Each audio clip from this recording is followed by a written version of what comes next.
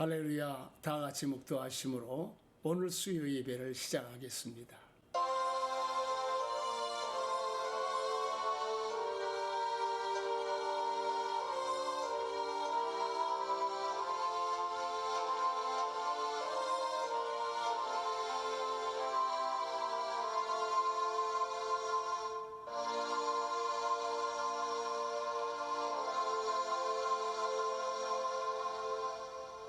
사도신경으로 신앙을 고백합니다. 전능하사 천지를 만드신 하나님 아버지를 내가 믿사오며 그 외아들 우리 주 예수 그리스도를 믿사오니 이는 성령으로 잉태하사 동정녀 마리아에게 나시고 본디오 빌라도에게 고난을 받으사 십자가에 못 박혀 죽으시고 장사한 지 사흘 만에 죽은 자 가운데서 다시 살아나시어 하늘에 오르사 전능하신 하나님 우편에 앉아 계시다가 저리로서 산 자와 죽은 자를 심판하러 오시리라.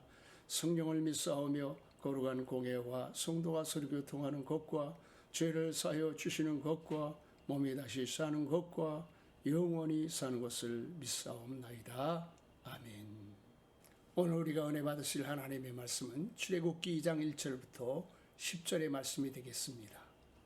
레위 가족 중 한 사람이 가서 레위 여자 10절의 말씀이 되겠습니다.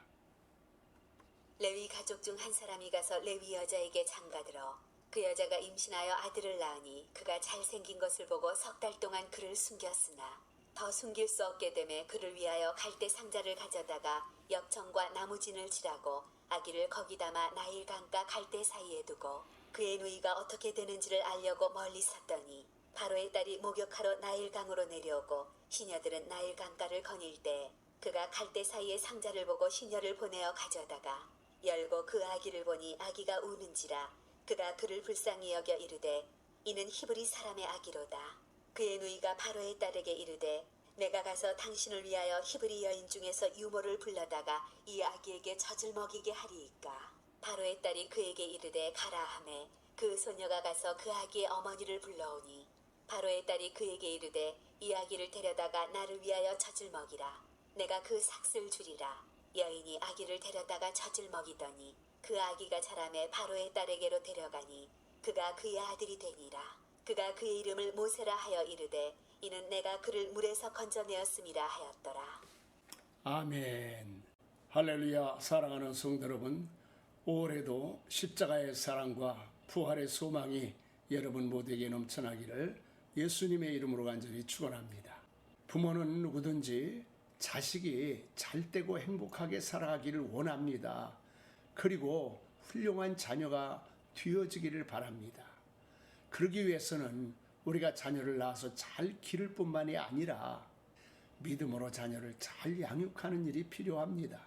성경에는 자녀들을 믿음으로 잘 양육한 훌륭한 어머니들의 이야기가 있습니다. 그 중에서도 예수님의 어머니 마리아, 서멜의 어머니 한나, 그리고 오늘 모세의 어머니 요게벳에 관한 이야기입니다. 오늘은 모세의 어머니 요게벳에 대해서 여러분들에게 말씀을 전해드리려고 합니다. 그러면 어떻게 요게벳처럼 자녀를 훌륭하게 키울 수 있을까요? 첫째로 우리는 자녀의 가능성을 보아야 됩니다. 첫째로 우리는 자녀의 가능성을 볼 수 있어야 합니다. 2절 말씀해 보니까 그 여자가 잉태하여 아들을 낳아 그 준수함을 보고 라고 말씀하고 있습니다. 당시 바로왕은 산파들에게 이스라엘 백성들이 딸을 낳거든 살려두고 아들을 낳거든 죽이라고 명령을 했습니다. 그러나 모세의 아버지 아므람과 어머니 요게벳은 그 아들을 낳고 보니 아들이 준수하게 생겨서 이 자녀를 향한 하나님의 계획과 섭리가 있음을 직감하게 되었습니다. 틀림없이 하나님께서 이 아들을 우리 가정에 주신 것은 이 시대와 민족을 향한 하나님의 계획과 섭리가 있음을 직감하게 되었습니다. 신앙교육의 첫 번째 원리가 여기에 있습니다. 하나님이 우리에게 주신 자녀들을 보고 하나님께서 우리 가정에 이 아이를 주신 것은 뭔가 하나님의 뜻이 계시다는 것을 믿는 것입니다. 그리고 그것을 자녀에게 말하고 가르치는 것입니다. 둘째로 목숨을 건 사랑을 가지고 자녀들을 세상과 죄악에서 건져내야 됩니다. 오늘 10절 말씀해 보니까 그가 그의 이름을 모세라 하여 이르되 이는 내가 그를 물에서 건져내었음이라 하였습니다. 당시에 바로 왕은 히브리 민족이 번성하는 것을 두려워하여 아들을 낳으면 죽이라고 하는 특별한 정책을 시행하였습니다. 만약 그 정책을 따르지 아니하고 아들을 낳았는데 그 아들을 살리려고 했다가는 온 집안이 절단이 날 수밖에 없었습니다. 그럼에도 불구하고 경건한 아므람과 요게벳은 6달 동안 목숨 걸고 집안에서 지키고 있다가 바로 공주의 양자가 되어서 애굽의 왕궁에서 자랄 수가 있었던 것입니다. 그러나 모세가 바로 공주의 아들로만 살았더라면 모세도 역시 애굽 사람들처럼 인본주의 사상에 빠져서 바로 왕을 신처럼 섬기고 살았을 것입니다. 또 그가 바로 왕이 되었을 수도 있습니다.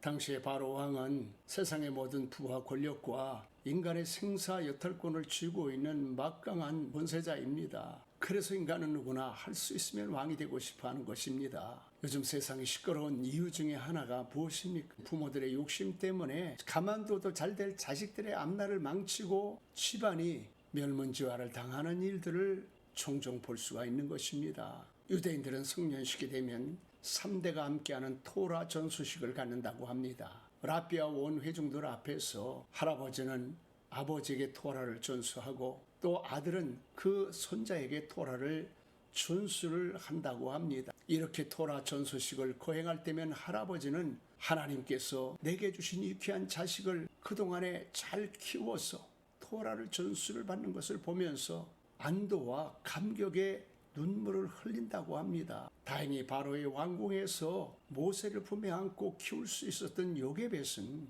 전승에 의하면 애굽의 인본주의 교육을 통해서 인간은 누구나 신이 될 수 있고 너도 신인 왕이 될 수가 있다고 하는 이야기를 듣고 오면 요게벳은 인간은 결코 신이 될 수 없다.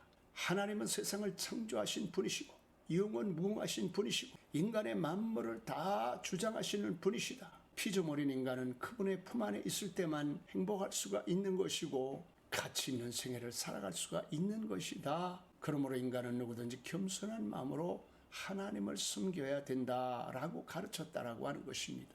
예전에 어떤 아버지가 말을 안 듣는 자식을 교육하기 위해서 그 자식을 데리고 부모님의 산소에 갔습니다. 그리고 바지를 걷고 준비해간 회초리로 말없이 자기 종아리를 때릴 때에 아들이 무릎을 꿇고 울면서 반성하게 되어지고 훌륭한 인물이 되었다라고 하는 것입니다. 이야기를 듣고 젊은 아버지가 마음에 감동이 됐습니다. 아, 저렇게 하면 되겠구나. 매일같이 핸드폰 들여다보고 게임하고 채팅하는 아들을 데리고 방으로 들어가서 아들 앞에서 종아리를 걷었습니다. 그리고 준비한 회초리로 자기 종아리를 쳤습니다. 그러자 아들이 문을 열고 엄마, 아버지가 미쳤나 봐. 가만히 있는데 아버지 종아리를 스스로 쳐 라면서 뛰쳐나갔다라고 하는 것입니다. 이야기를 들으면서 시월이 많이 달라졌고 자녀들을 교육하는 일이 쉽지는 않지만 어떻게 하든지 그 자녀를 세상 문화 속에서 구별되어서 하나님을 섬기는 자녀로 키워내려고 하는 노력이 있을 때에 하나님은 그 자녀를 지켜주시고 도와주시고 축복해 주시는 것입니다. 세 번째로 요게벳은 모세를 사명자로 키워냈습니다. 아므람과 요게벳이 아이를 갈대 상자에 넣어서 나일강에 띄울 때에 바로의 공주가 그 아들을 발견하고 바로 요게벳을 모세의 유모로 채용하게 되었습니다. 그래서 바로의 왕궁에서 모세를 키우면서 모세에게 교육한 방법은 정체성을 확립시켜주는 일이었습니다.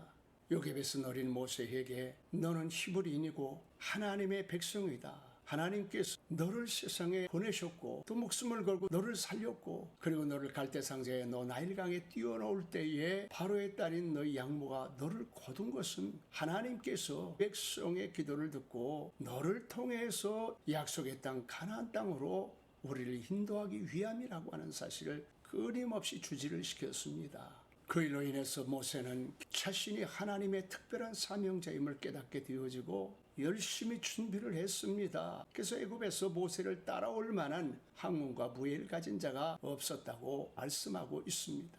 어느 날 이스라엘 백성들이 싸움을 하고 있을 때에 이미 마음속은 하나님의 자녀였던 모세가 동족의 싸움을 말리게 되었고 우리가 힘을 합해도 모자랄 판에 서로 싸우면 어떻게 하겠느냐고 책망을 하자 지난번의 일로 협박을 하는 동족을 피해서 모세는 미디안으로 도망을 가게 되어집니다. 40년 동안 거기에서 인고의 세월을 보내고 연단을 받던 모세를 하나님이 드디어 부르셔서 나이 80세에 430년 만에 이스라엘 백성들을 이끌고 축복의 땅 가나안 땅을 향해 대장정에 나서게 되었습니다. 오랜 자식 키울 때에 그 자식을 남보다 뛰어난 자녀로 만들려고 합니다. 그러나 그것보다 중요한 것이 있습니다. 그것은 자식의 정체감을 심어주고 사명감을 심어주는 일입니다. 지금은 안타깝게도 개인주의 사상이 팽배해서 사명감이라고 하는 말은 사전 속에나 있는 것과 같은 느낌을 받을 때가 있습니다. 그러나 하나님의 자녀들은 정체성을 가지고 살아야 됩니다. 그리고 하나님과 가족들에 대한 또 타인들에 대한 사명감을 가지고 살아야 됩니다. 그래야 본인도 행복한 아름다운 생애를 살아갈 수가 있는 것입니다. 사랑하는 성도 여러분, 이 시대는 개인주의가 팽배한 시대입니다. 자기 자신만을 돌아보기도 어렵고 힘든 세대를 우리는 살아가고 있습니다. 그럼에도 불구하고 우리는 하나님께서 우리에게 주어진 자리에 혹은 우리에게 주신 자녀들에게 하나님이 너를 택하시고 구원하시고 여기까지 인도하시고 축복해 주신 이유가 무엇인지를 생각하라고 끊임없이 물어볼 때에 자신을 구원할 뿐만이 아니라 우리 모두가 구원을 받을 수가 있는 것입니다. 말씀을 마칩니다. 서양의 격언 중에 세상을 움직이는 건 남자고 그 남자를 움직이는 건 여자라고 하는 이야기가 있습니다. 여자는 위대하고 어머니는 더 위대하다라고 하는 이야기가 있습니다. 자식을 사랑하는 마음이 어찌 어머니뿐이겠습니까? 하나님은 부부에게 귀한 자녀들을 선물로 주셨습니다. 그래서 그 자녀들을 잘 키워내게 될 때에 하나님은 그 자녀들을 통해서 이 땅에 부모들에게 상급을 주시고 또 하나님 앞에 서는 날에는 멸류관을 주시는 것입니다. 사랑하는 성도 여러분, 5월입니다. 가정의 달입니다. 이번 주일은 어린이 주일입니다. 여러분에게 주신 자녀들이 여러분의 가정의 보석이 되어지고 기쁨과 행복을 주는 장래의 소망이 되어지기를 예수님의 이름으로 간절히 축원합니다. 할렐루야. 교회 광고 말씀을 드리겠습니다. 교회가 화사하게 피어나는 철쭉들로 너무 아름답습니다. 그래서 지난주에 사진을 찍어서 보내라고 말씀을 드렸는데 아마 이번 주까지는 사진을 찍어도 괜찮지 않을까 생각합니다. 사진을 못 보내신 분들은 사진을 보내주시고 또 아직 못 찍으신 분들은 이번 주에 꼭 사진을 보내주셔서 다음 주에는 사진을 영상으로 편집해 보려고 합니다. 여러분의 소중한 사진을 꼭 보내주시기를 바랍니다. 이 시간 주기도문으로 예배를 마치겠습니다. 하늘에 계신 우리 아버지여, 이름이 거룩히 여김을 받으시오며 나라 임하옵시며 뜻이 하늘에서 이루어진 것과 같이 이 땅에서도 이루어지이다. 오늘날 우리에게 일용할 양식을 주옵시고 우리가 우리에게 죄진 자를 사해 준 것 같이 우리의 죄를 사하여 주옵시고 우리를 시험에 들지 말게 하옵시며 다만 악에서 구하옵소서. 대개의 나라와 권세와 영광이 아버지께 영원히 있사옵나이다. 아멘.